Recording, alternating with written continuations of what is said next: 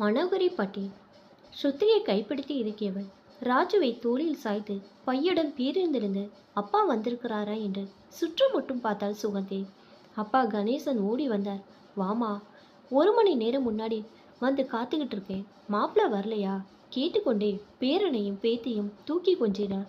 அப்பா அவருக்கு திடீர்னு சேலத்துக்கு போக வேண்டியதாயிட்டு திருப்பி அழைச்சிட்டு போக வரேன் இருக்கார். அப்புறம் வீட்டில் எல்லாரும் எப்படி இருக்காங்க? எல்லாரும் சௌக்கியம்தான். நீ வர செய்தி கேட்டதுலேருந்து பம்பரமாக மாறிட்டாங்க உங்கள் அம்மாவும் உங்கள் அண்ணி நந்தினியும். ரொம்ப மகிழ்ச்சியாக இருக்குப்பா. சரி வா, ஆட்டோ வருது என்றவர் ஆட்டோவை நிறுத்தி ஏறினார். சுகந்தியும் குழந்தைகளும் உற்சாகமாக ஏறினார்கள். தனிக்காச்சலம் தெருவுக்கு போப்பா என்றார். ஆட்டோ வேகம் எடுத்தது. பிறந்து வளர்ந்த மண்ணை மீண்டும் மிதிக்கப் போகிறோம் என்ற பூரிப்பில் ஆனந்த கோவலில் சுகந்திக்கு மனம் துள்ளியது. நிமிடங்கள் நகர்ந்து கரைந்தது கூட தெரியவில்லை.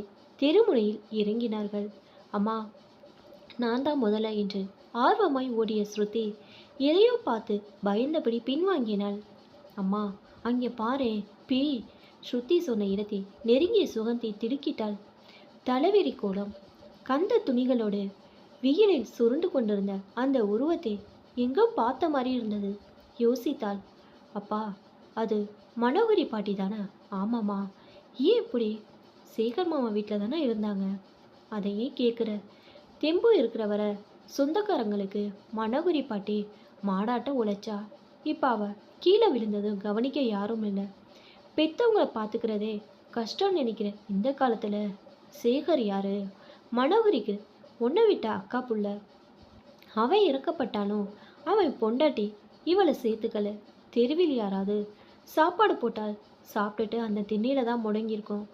என்ன இருந்தாலும் வயசான காலத்தில் நம்ம கவனிக்கிறதுக்கு சொந்தமாக நல்ல உறவுகள் இருக்கணும் சுகந்தி என்று பேசிக்கொண்டே வர வீடு வந்து விட்டது. சுகந்தி, எப்படி இருக்க? ஸ்ருதி குட்டி, வாடா ராஜு என்றவாறு வரவேற்றனர் அம்மாவும் அண்ணியும். நந்தினி, நேராயிடுச்சு ஆகுதுமா. எல்லாருக்கும் சாப்பாடு பண்ணிட்டியா? தயாரா இருக்குமாமா. வாமா சுகந்தி, குழந்தைகளை கூப்பிட்டு சாப்பிடலாம். கலகலப்புடன் சாப்பாடு முடிந்தது. ஸ்ருதி தாய்மாமன் மகன் யுவனுடன் விளையாட போய்விட்டாள்.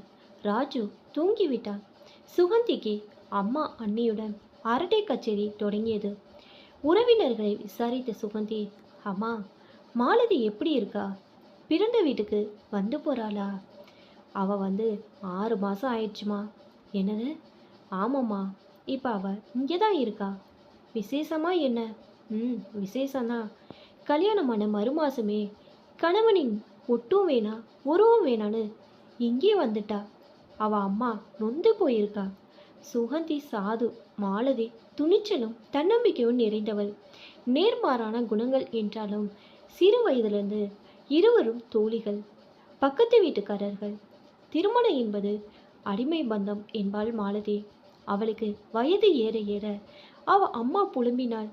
திடீரென ஒரு நாள் மாலதி திருமண அழைப்புடன் வந்தாள்.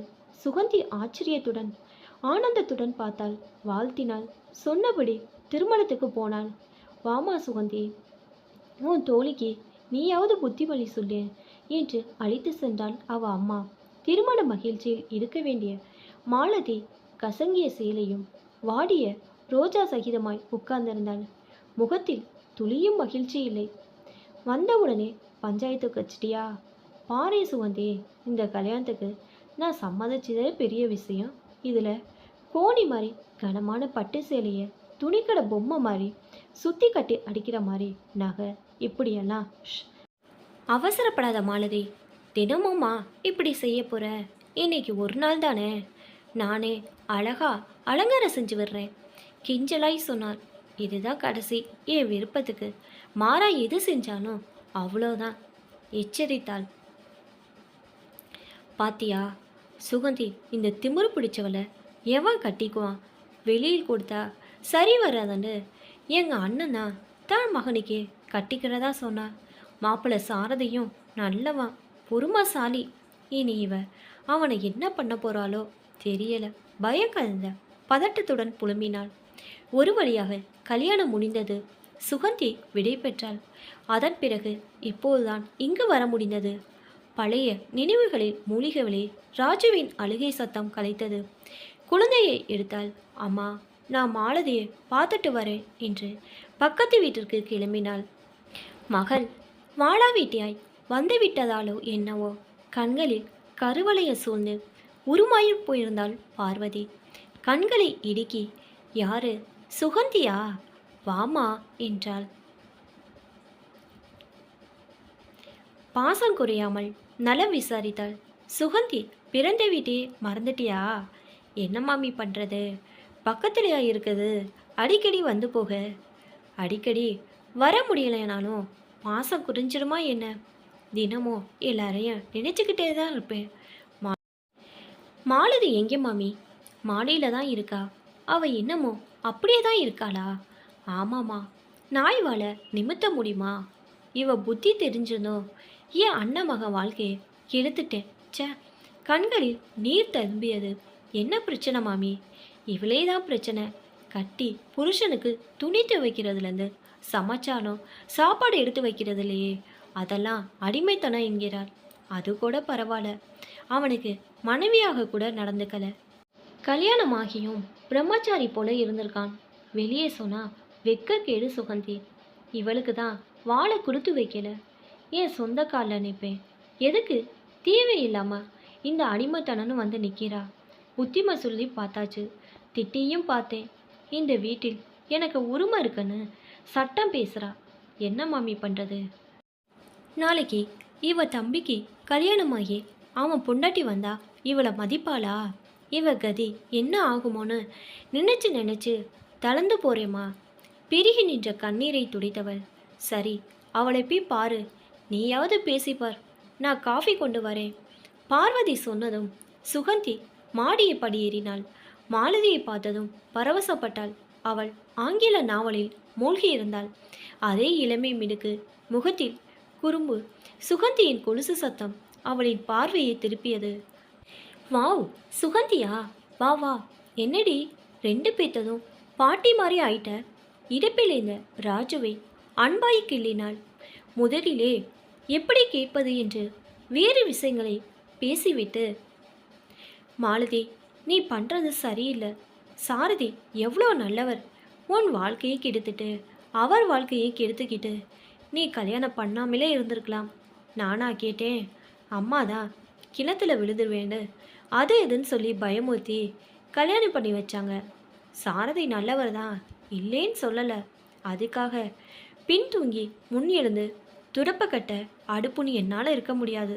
அப்போ உன் வாழ்க்கை பிக்கல் பிடுங்கல் இல்லாத நிம்மதியான சுதந்திரமான வாழ்க்கை.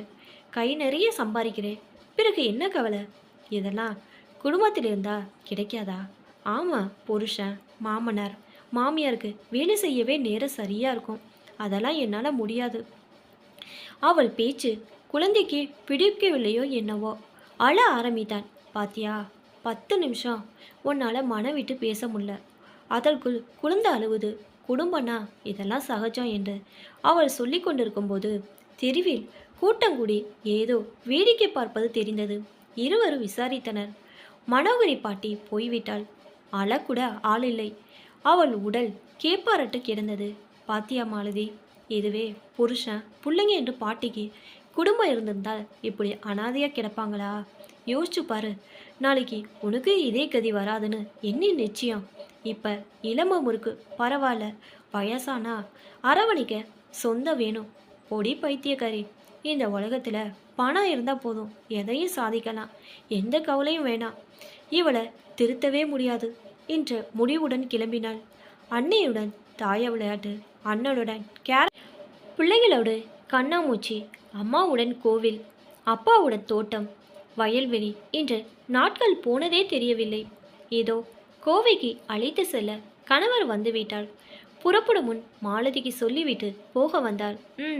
ஜெயிலுக்கு கிளம்பிட்டியா? வாழ்த்துக்கள், கிண்டல் அடித்தாள். சுகந்தி புறப்பட அம்மா கண் கலங்கினாள். அண்ணன் அண்ணி பாசத்துடன் கையசைத்தனர். உறவுகள் தந்த மகிழ்ச்சி மனமெங்கும் நிறைந்து இருந்தது. தாய் வீடு சென்றால் பெண்களுக்கு தனி உற்சாகம் பிறக்கிறதே. இந்த உற்சாகம், மகிழ்ச்சி, பூரிப்பு எத்தனை அற்புதமானது. இந்த பிரிவு கூட ஒரு வகையில் சுகமான சுமைதானே. பெருமிதத்துடன் நினைத்து மகிழ்ந்தவள் தாய் வீட்டின் நினைவுகளை அசை போட்டபடி அடுத்த மகிழ்ச்சியான நிமிடங்களை தேடி கணவன் வீட்டுக்கு பயணப்பட்டாள். இதெல்லாம் மாலதி உணர்வாளா? மனம் மாறி கணவன் வீட்டுக்கு செல்வாளா? நினைத்தவாறு சென்றாள். அவள் மறுமுறை வந்தபோது மாலதி தாய் வீட்டில் இல்லை, கணவன் வீட்டுக்கு சென்று விட்டாள் என்று செய்தி கிடைத்தது. அதன் பிறகுதான் சுகந்திக்குள் நிறைந்தது நிம்மதி.